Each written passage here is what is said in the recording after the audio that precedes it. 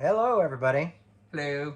Um, Here's Caleb over here, and I'm Jay, and this is Q&A with Jay, with my sidekick Caleb, who's reading me the questions. Um, we're at his apartment. That's why we're all side lit, because we're very dramatic here. I don't know why you seem better lit than me. I think I must have to. Nope, you're just that light is somehow just. I think I'm just shining on pale you. because I've been stuck inside. That might be it. Yeah, I've been sun tanning in my tan bean booth at home. Yep. No, I don't have a tan. That's where all your money, all the Oh, donations go to. yes. Tanning booth. Stand-up tanning booth. Well, let's get started here. Our first question comes to us from Harley.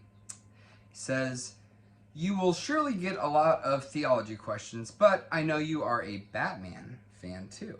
I am. Who is your favorite Batman, or your favorite movie Batman? And if there was a movie Batman that had to play a biblical character, which character would it be?"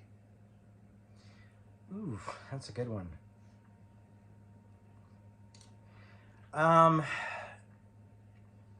Wow, it's a tough one. I thought Ben Affleck physically looked more like Batman than anybody. Like physically, like I thought he was, handsome guy, looked like Bruce Wayne, but he got really big for the part, and so he looked like Batman. Like the type of guy, like if he walked past you, you'd be kind of scared, or like if you shook his hand, you'd be like, "Whoa, this guy's strong." So I think he most carried the best physical look of Batman. But I still think Christian Bale was probably, as far as acting, was the best Batman. He, I love that line where he's dangling over the mob guy off the side of the building, and the guy's like, "I don't know, I swear to God," and he goes, "Don't swear to God, swear to me." Yeah. And somebody asked why his voice was always like so over the top, And he's like, "Well, you got this crazy guy who's like dresses up like a bat to go out at night. Like, obviously, he's gonna like go into the character." And I always liked that. So, yeah. So I think Christian Bale is definitely my favorite actor. I thought Val Kilmer was pretty cool too. Would have liked a scene where he could have taken that character, but unfortunately, he had really bad scripts. Oh, and biblical And then, character. yeah, second part of the question. Which Batman or which? If there was a movie Batman that had to play a biblical character, so I guess of the actors who have played Batman, what biblical character would they be cast as? I think that's the question. All of them. Yeah. So, Adam West as Moses. I do. Adam West as Thomas. Doubting Thomas. Christian Bale as the Apostle Paul.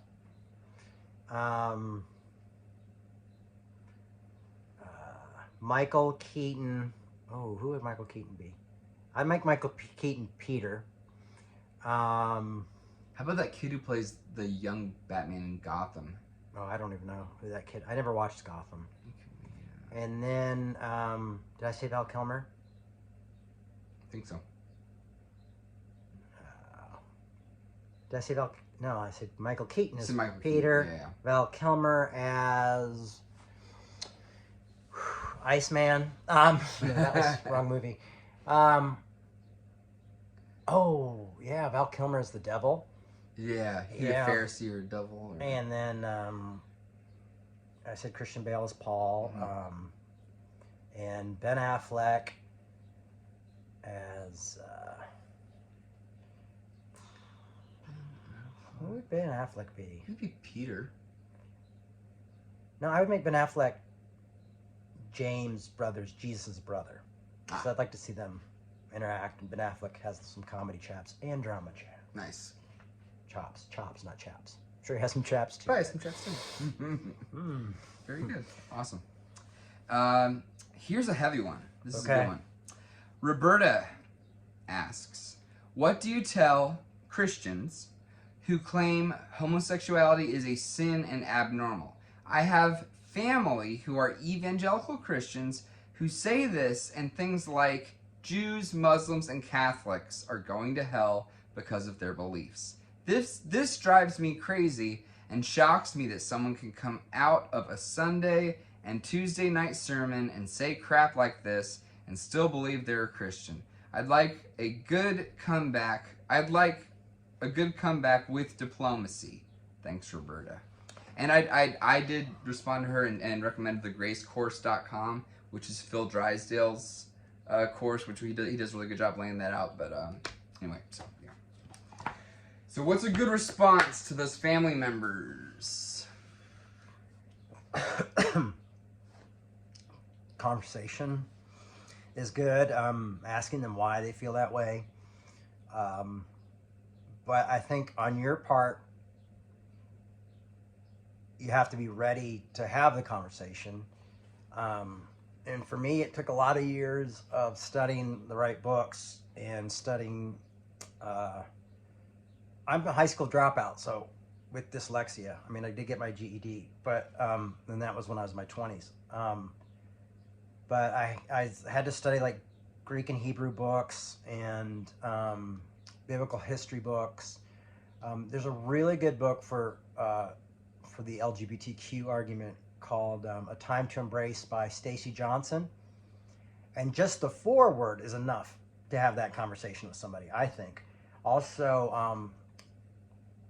on the Soul Force website, which I think is soulforce.org, on their website, they've got some really good stuff about the verses and about the meaning and the history on the verses. If you kind of want to like a nice little cheat sheet, I think it's still on there. I haven't been to their website in a while, but that's some really good stuff.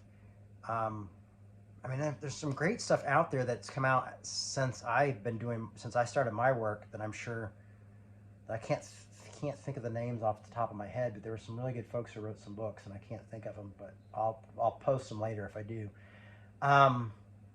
Those are good things. It's hard because people, even myself, were trained my whole life to believe that, Christianity was the only way. I mean, even growing up Assemblies of God, I mean, I was told like Catholics are bad. Right. Lutherans are like teetering on the line and they might go to hell because they're almost Catholic. Baptists don't believe in speaking in tongues, so they're questionable. So even now when I preach and talk and talk to more like traditional evangelicals or Christians, I sometimes hear the voice in the back of my head going like, heretic, I can't believe what you're saying, but because I've studied a lot and read a lot, I feel like I have a little bit more to argue with them. Like recently someone was like, talking about the emergent church 15 years ago and saying, they were saying all this new stuff and nothing needs to be said that's new because the Bible is the same today, tomorrow, and yesterday. And I said, well, actually, Paul said that God is no respecter of man. And so has no favorites. So it doesn't mean anybody in the Bible has a corner on the truth. And then Jesus says, you'll do greater things than I. And so even Jesus says, you're going to do more than me, which very well inclusion and accepting others could very well fall underneath that. I mean, that was my just simple argument with this guy who was, I think, a pastor of a major denomination. Just be graceful, listen, but, recommend books. I mean, books that helped me early in my career were like The Ragamuffin Gospel by Brennan Manning, the New Kind of Christian trilogy by Brian McLaren, and then years later he did another book called A New Kind of Christian. That was a different book, but it was kind of related to those first three, but it was more clear cut. The first three are stories, and this one was more of just a regular like book. That was a good one. I think even reading something like The Divine Magician by Peter Rollins would be a good place to start. I think what Caleb recommended to you is good. It's tough though, it's tough because you've got people who are bound in a tradition. They're hitting church up twice a week, and so they're being reinforced constantly. And they might not have the answers, but then they also might go back to their church and be like, my cousin asked me this, or my nephew, my niece asked me this, whatever, and then they'll be like, oh, well, tell them this, and this, so you might be arguing with more than one person at a time.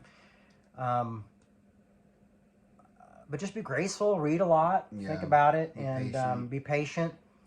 And I mean, definitely on the LGBTQI issues, or the books I recommended, the Time to Embrace, Stacy Johnson, and the Soul Force website, definitely a big help. Mm-hmm. Definitely a big help. And realizing that no one-liner is just going to up and flip the mind of people. And oftentimes, people have conclusions drawn and then retroactively come up with the reasons that their conclusions are correct. You know, being gay is a sin, and then they go back and... And I've argued it with many people I've not convinced.